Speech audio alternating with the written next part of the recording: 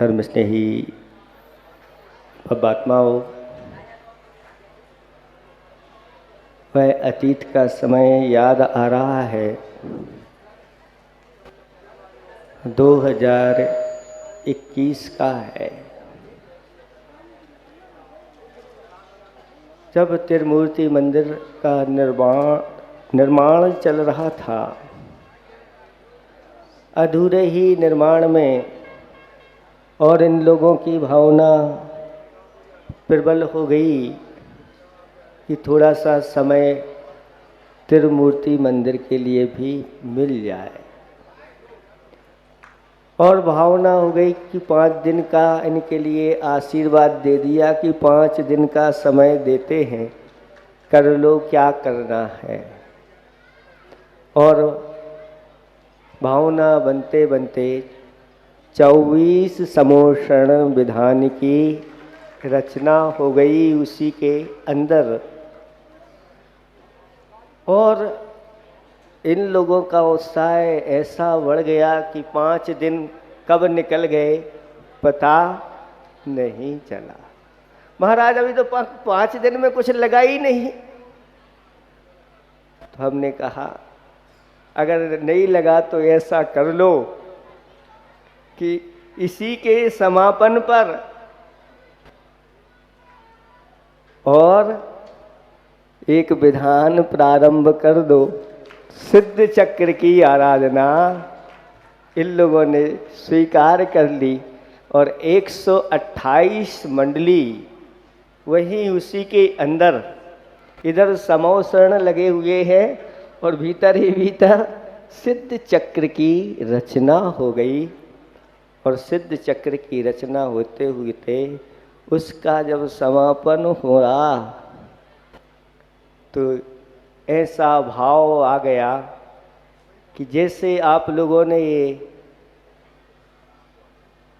Temporary कहलाते हैं कुछ दिनों के लिए लिया।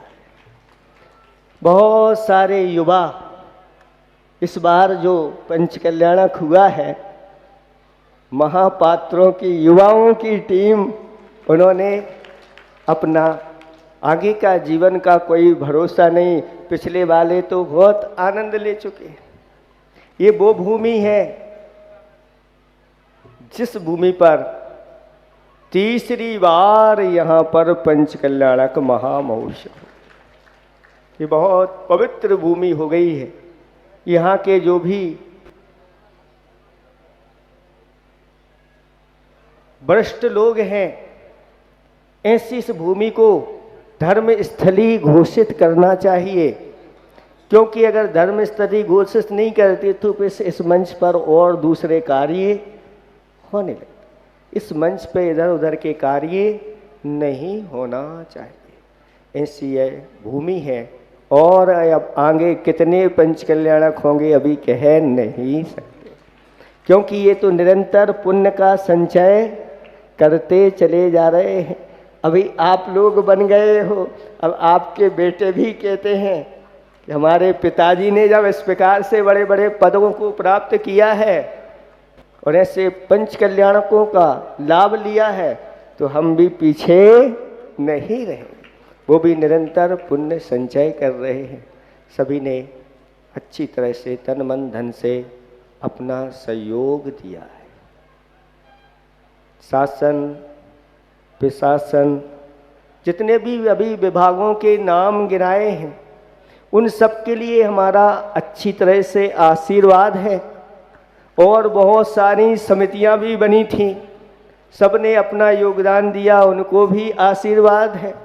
और भी जो व्यवस्था में भी लोगों को लगाया गया था, उस व्यवस्था में लग कर के उन्होंने अपने काम किए हैं।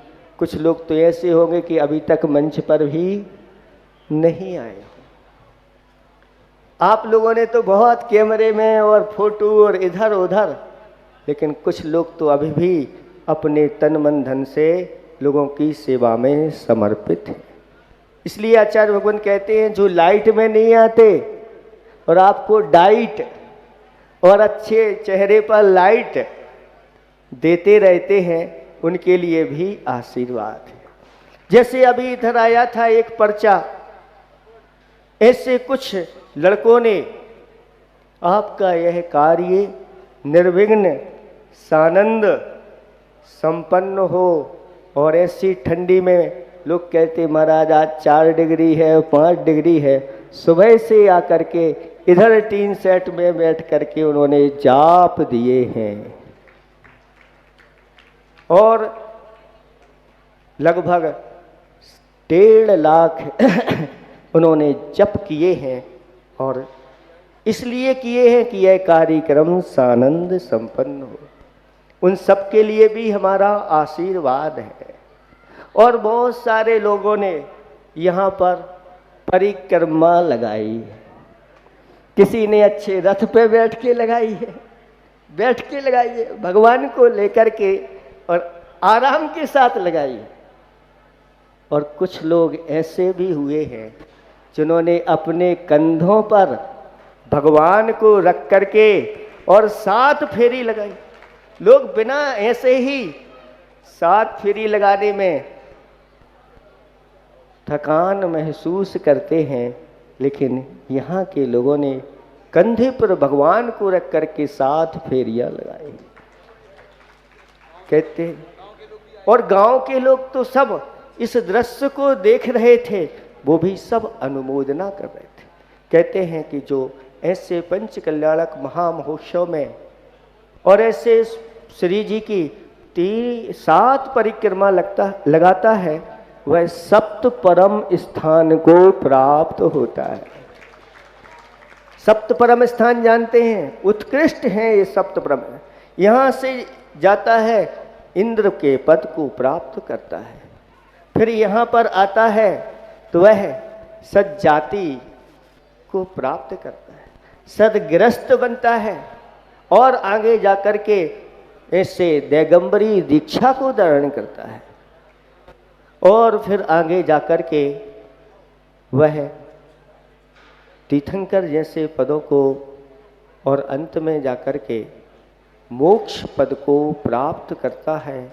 ऐसे परम सप्त स्थानों की प्राप्ति कराने वाला यह पंच कल्याणक महा महोत्सव है। यह परंपरा आज की नहीं है, अत्यंत प्राचीन है। युग के आदि में जब आदिनाथ भगवान हुए थे, उस समय जब उनको निर्वाण की प्राप्ति हुई थी और भरत चक्रवर्ती की आंखों में से आंसू आ गए थे, अब हम किसकी आराधना पूजा करेंगे, भगवान तो यहाँ से मोक्ष को चले गए हैं। तब गणधर परमेष्टि ने कहा कि हे भरत चक्रवर्ती चिंता मत करो, और स्थापना निक्षेप के माध्यम से ऐसे जिनालयों का निर्माण करो और उनमें जिन बिंब की स्थापना करके पंच कल्याणक महामहोत्सव करके उनकी पूजा आराधना करो, वही फल मिलेगा जो साक्षात समूह शरण में भक्ति पूजा करने का फल मिलता है।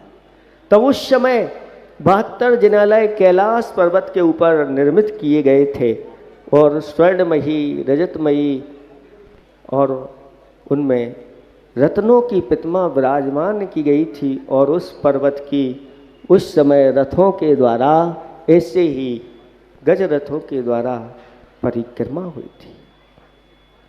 पद्म पुराण ग्रंथ के अनुसार रामचंद्र जी का मिलता है कि जब वह वनवास से वापस लौटे तो अयोध्या नगरी में उन्होंने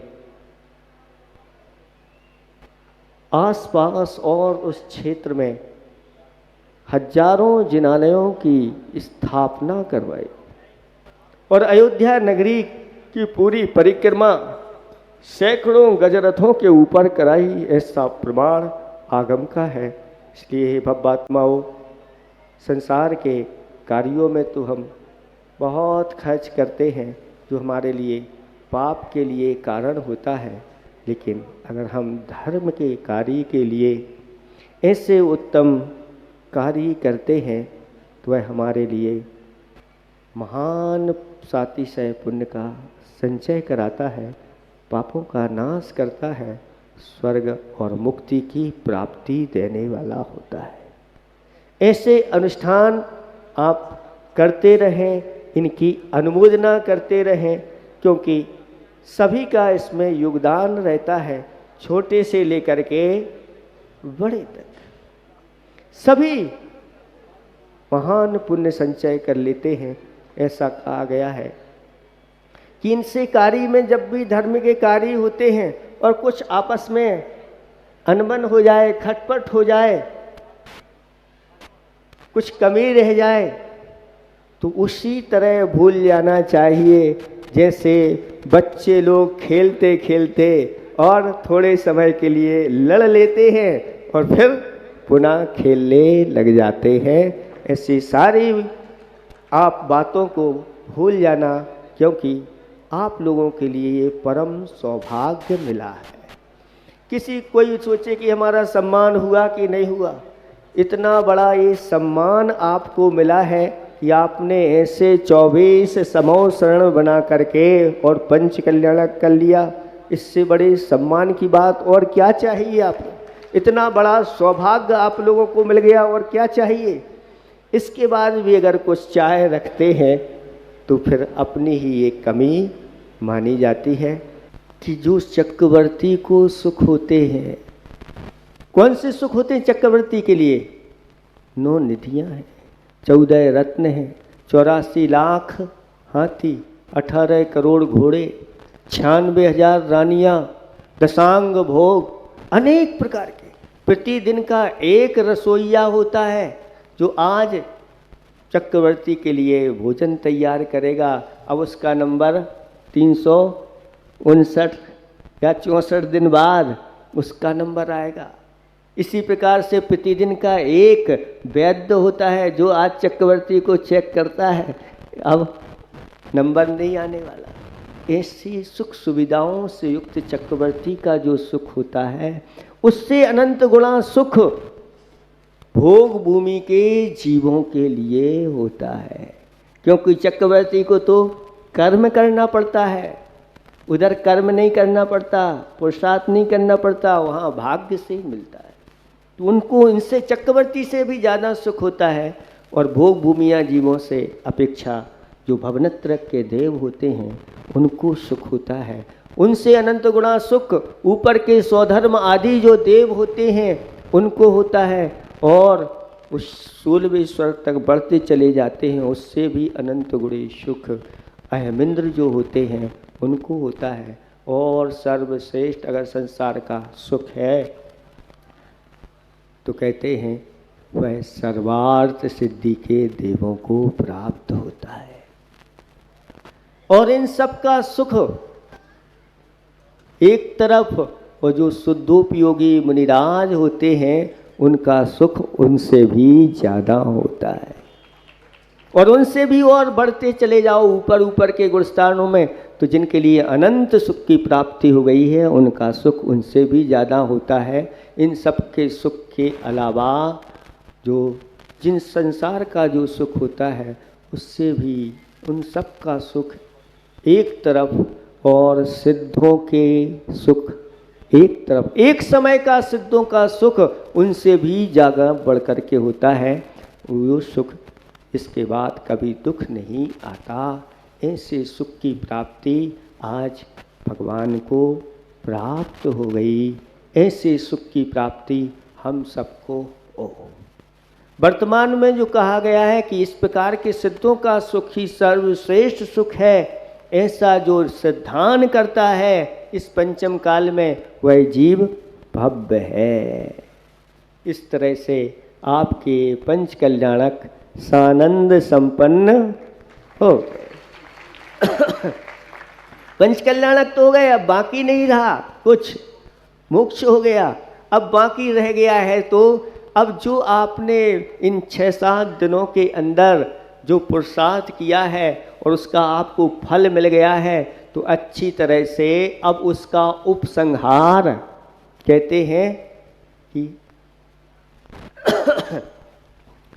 जो हमने पुरुषार्थ किया है संघर्षमय जीवन का, उपसंहार कैसा होता है? हर्षमय होता है। जो आपने दान और पूजा की है, दान दे मन हर्ष। तो अब आपको दोपहर में अच्छी तरह से हर्ष यानी आनंद की अनुभूति करना है, अच्छी परिक्रमा आदि लगा करके धर्म की प्रभाव। ये उद्यापन कहलाता है। जैसे किसी के व्रत अच्छे से हो जाते हैं तो फिर वह आनंदित होता है, सबको बुला करके बाजी वाद्य बजाते हुए आनंद, आज मेरा व्रत पूरा हो गया। ऐसे ही आपके ये पंच कल्याणक आज पूरे हो गए, इसकी खुशी में सब आनंदित। और सबको ध्यान रखना है, अभी आपने पूजा पाठ का तो आनंद ले लिया, लेकिन जिस दिन प्रारंभ हुआ था, पात चैन आदि हुए थे, सभी से कहा था ये उधारी में पंच कल्याणक नहीं।